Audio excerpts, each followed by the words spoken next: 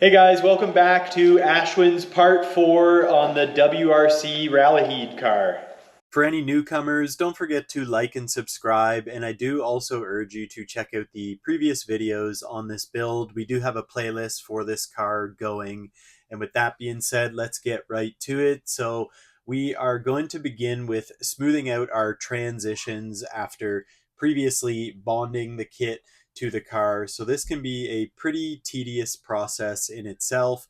We're going to end up going over this several times until we get it straight. Now, this mostly pertains to all the edges and the spots where we had bonded the quarter panel to the actual car.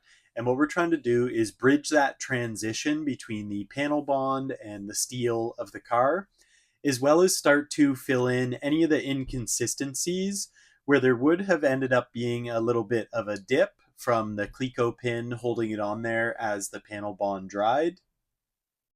This can be an incredibly tedious process. There is a lot of applying of the body filler, almost sanding it all back off, and then reapplying. You'll typically end up going through this process on the car to get it perfect at least 4, if not 5 times when you're going around to try and get all the pinholes taken care of in the end.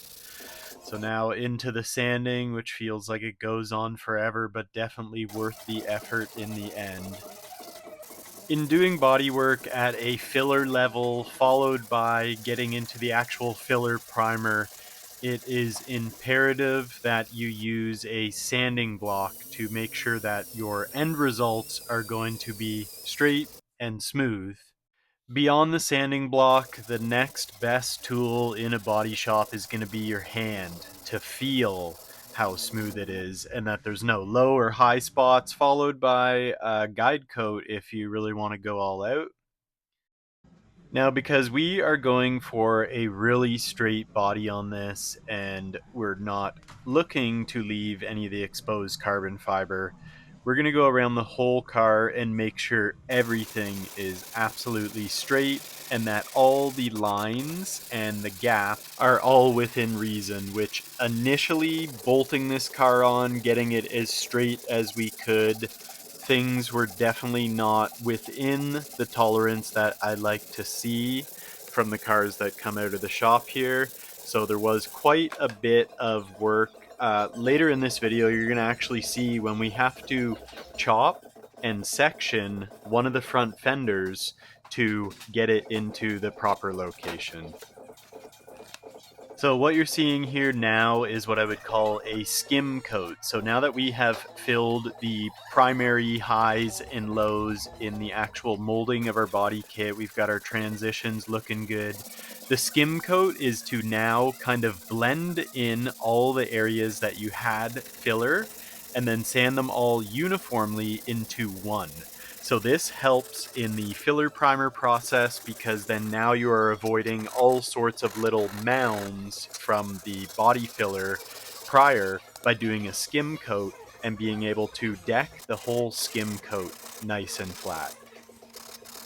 And just like the transition work, this can be incredibly tedious, if not more tedious than the transition work, because now you are trying to get everything absolutely perfect for your filler primer to go on top of that.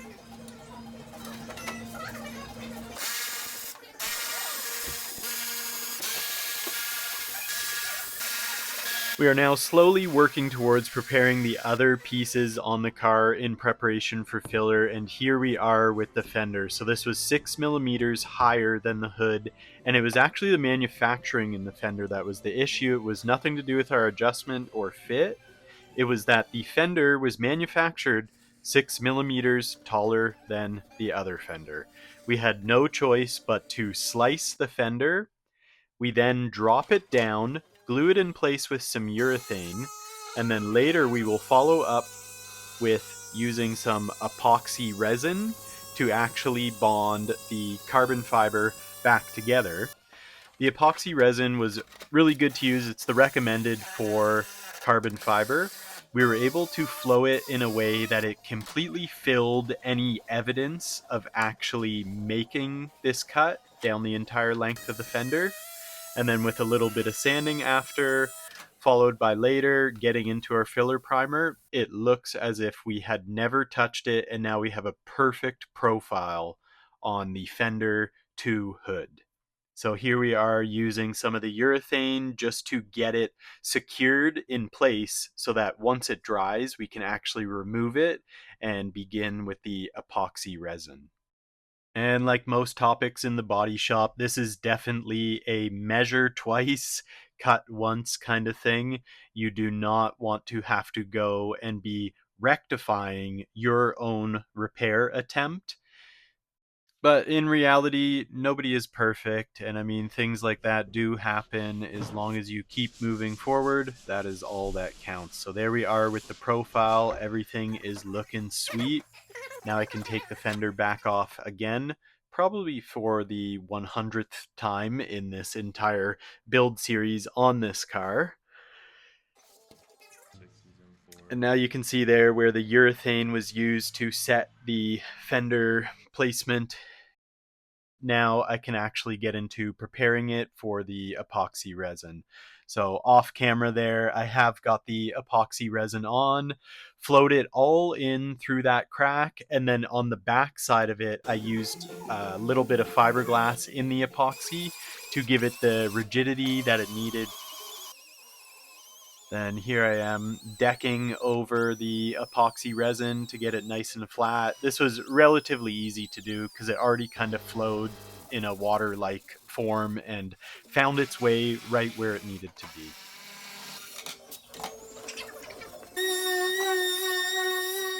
And now you can see me here going over the door. So we had shaved all the molding holes on this door. We have also shaved the antenna on the pillar there. So we have already used filler primer on these. Again, we are trying to get this like laser straight. So if you need to do it multiple times to achieve that, then so be it. Most of that stuff had already been primed and then blocked. And now at this point, we're actually able to prepare to move the car into the paint booth for primer, which is a great milestone, especially after the time we've already put into the body assembly on this. But before doing that, there is some other things I'm going to catch up on first, just so that I can say and set aside all the pieces saying that the entire body is ready for the filler primer. So now we are trying to facilitate for a plate light on the car. So we got an LED panel light, and now we're cutting out a hole for the light to be able to shine through. I did not want to actually mount the panel light directly to the bumper because I didn't want the light to necessarily be visible as the car was kind of sitting on ground level. So what I did was I kind of used some spacers on the hardware to keep the light elevated off of the bumper, like how a normal car would actually be, rather than exposing a light above your plate. So now it will just give the illumination effect and keep it looking tidy. Then last but not least, with the rear bumper, we have to make some provisions to mount our license plate. So we've drilled some hole, we've put some 10 mil riv nuts in there, and that should take care of that. So now the moment is here, and we are able to get the car into the paint booth. In traditional form here, I always like to start with a gray epoxy primer first and then follow that with a black. This helps when we are sanding to know if we have sanded too far once it starts to change color. And at the same time there, we have splashed our first bit of color on the car. So this is a wild color, very dynamic depending on your light source. This is a really cool color. I am super excited to see this overall on the car. This is a Lexus Blue paint code 8 Victor 8, and this would be found on the Lexus LFA. Now with the car back in the shop, it is really starting to come together. Really cool to now see the body all in one color with the body work done, and now we can see how well we did on all of our actual transition work, and everything is looking great, but we are not even close to done the body yet. So we're gonna carry on with doing some of the fine tuning.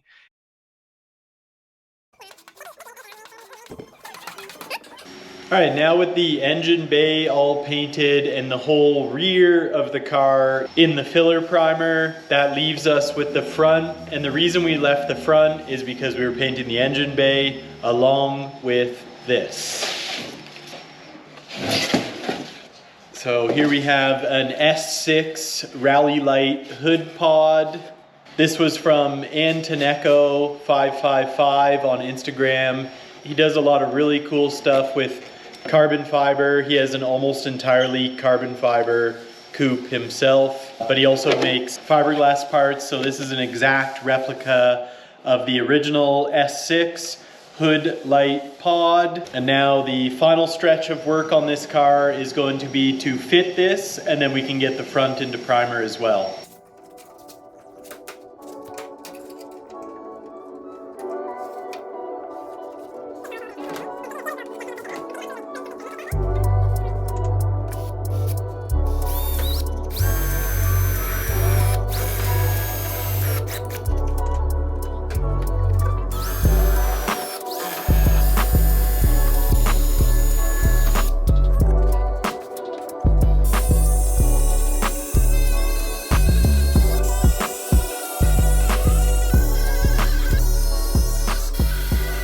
Now with the light pod installed, I wouldn't say actually installed, but we have it all mocked up, all the holes done, and we have an idea of how we're actually going to attach it. So I've ordered the hardware for that. In the meantime, I can move on from there. And from there, we have some hood pins. So we're gonna go ahead and start to mock these up, get our holes drilled for these, and then carry along from there. So here on our rad support, we have the original bumper for the hood, which adjusts the height and stuff like that. I definitely want to leave that. So what I'm going to do is probably end up putting the pin system right beside it, probably right there. And what I'm going to do first is send a hole up through there. This is where our hood rests on the rubber there, and then right there is where we're going to plan to have our pin go through. So like most body mods, especially since we've already painted our engine bay, this is very much a measure twice, cut once. So what we have here is a socket going up into our hole in the hood where we plan to put our pin through, and it actually works out great. It's very central in the rad support there. What I'm gonna do is drill a hole up first, let the hood close, so now we know where the pin is going to go through, and then we are going to drill down to make our mark.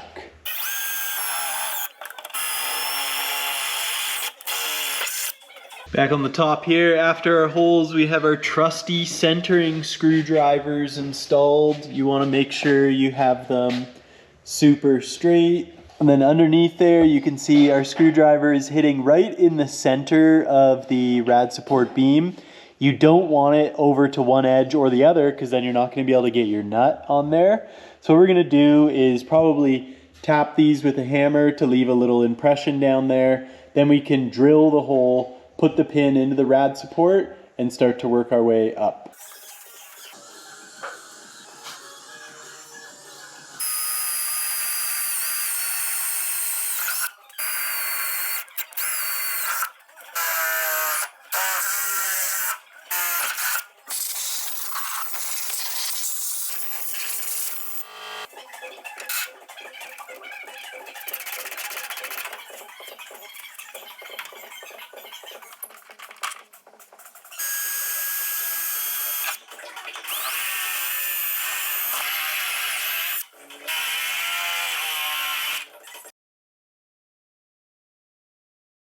So now we have our pins coming through the hood. This is looking okay.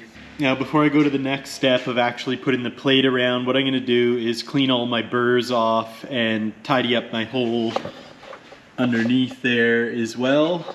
And there. And then we can start to mount our plates on the top side, get our little screw holes for them, and then that concludes the hood pins.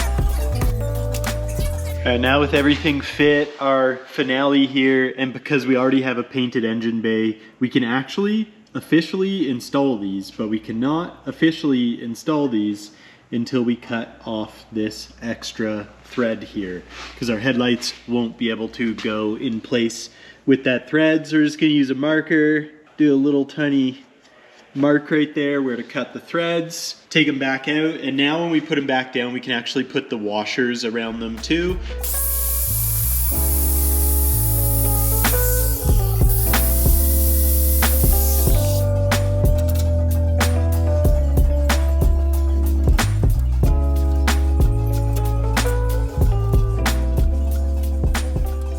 Then here we are with the hood pins all in.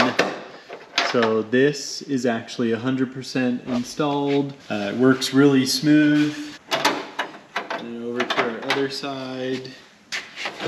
There we go. So really nice and smooth. Underneath, I don't know if you can see that, but our thread is basically flush with our nut there, and we're all good to move on. All right, now with the hood pins all set, we actually have the hood pod all set as well. I've got some spacers in under here like you're supposed to have so that it doesn't move, so it's very firm now. What I'm gonna do is lift the hood up. I do have it nut and bolted right now, and I'm gonna prep the surfaces where all the nuts are to actually weld them to the underside of the hood so it's easy to remove and install. So in there you can see the foam spacing pad. It's a really rigid foam that we've used. Then underneath here you can see our mounting hardware. So we've made some really cool shapes to be able to access the hardware. What we're gonna do is prep this surface, tighten the nut back down, then we're gonna actually weld around the edge of the nut.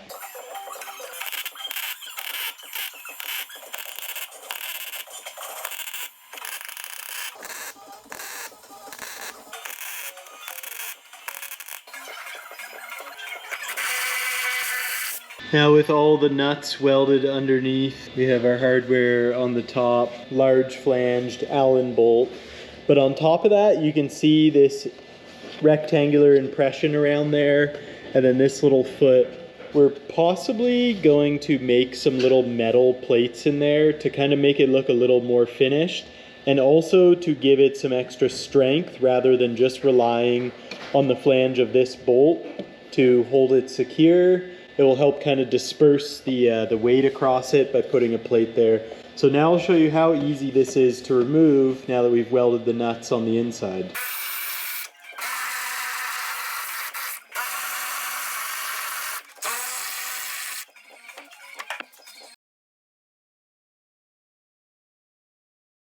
So the next thing we're going to do here is try and get this little PIA light to work in the fog light hole there, but we also want it to be able to go under the fog light cover.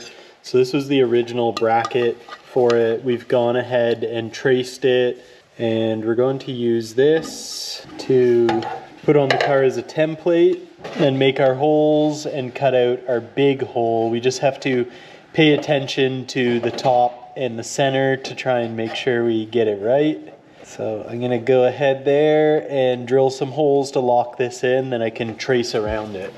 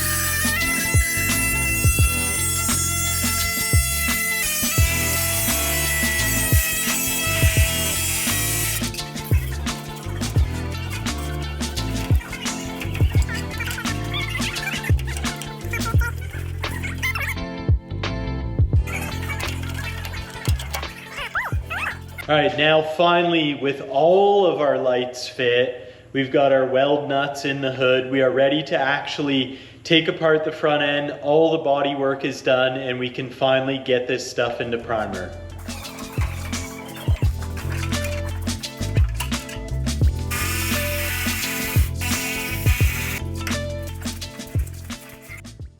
Now with all the remaining pieces in the paint booth here in preparation for the filler primer, again, we're starting off with the gray, following with a black, and continuing from there.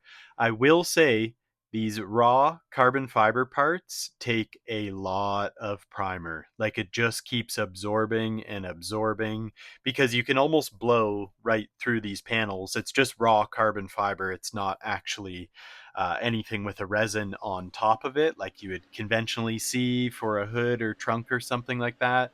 These are raw, to be done with as you will. And you can see there as well, we have left some carbon fiber exposed on the rear bumper. Now with everything done, we can actually begin to put the car back together, and for the first time we can get a vision of what the car is going to finally look like. Now, I do like to always finish my stuff in the black epoxy primer, but as you can see here, some of the stuff is looking a little gray. So with the carbon fiber absorbing much more primer than I ever had anticipated, and because I was doing this on a Sunday, I actually ran out of black, and to at least complete the job, I had to carry on again with the gray. So for us sanding, this will be fine. We actually have 8 coats of epoxy primer on these pieces to get them fully filled in so that now we can sand them and apply paint without ever seeing the weave underneath of our future paint job.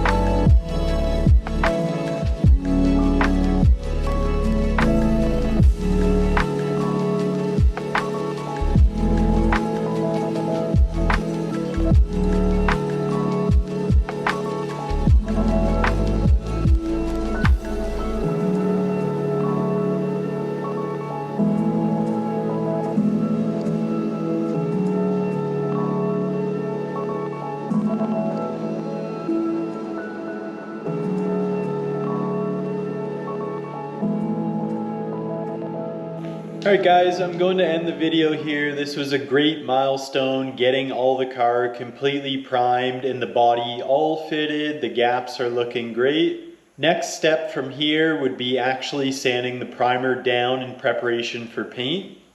But in the next video, what we're actually going to get into, rather than make a beautiful body, then start doing the mechanical work, is we are going to get into assembling the motor, getting the motor in, and all the rest of the mechanical stuff to the point that the car is able to run and drive. And then we will resume back on the body after that. Hope you guys enjoyed this video, and till the next one.